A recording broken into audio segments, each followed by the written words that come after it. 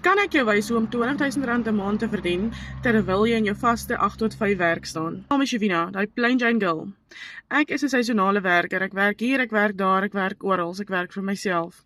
Maar ongelukkig is my paycheck net 'n klein einde van die maand.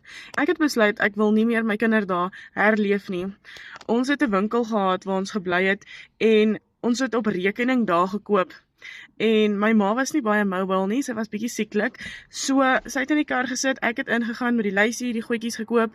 Ek staan nog die dag daar in die winkel, toe gaan die tannie uit en sy gaan sê, okay, wow, die rekening is geblok. Hier staan ek met die goed voor die toonbank. Soos, wat gaan aan? Een van die dinge, los die goed, want jy kan dit betaal, jy gaan huis toe, maak die tweede plan. Ek wou dit nie meer in my grootmenslewe gehad het nie.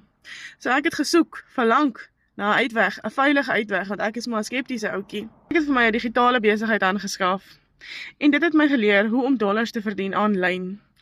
As ek 'n $300 produk verkoop aan 4 kliënte 'n maand, gee dit vir my $1,200, wat R20.000 'n maand is. Skoon profit myne. Ons is oor die 7,000 mense in Suid-Afrika wat $1 inkomste genereer. As ons dit kan doen, kan jy ook. Skryf net rekeninge. Ek wys jou hoe.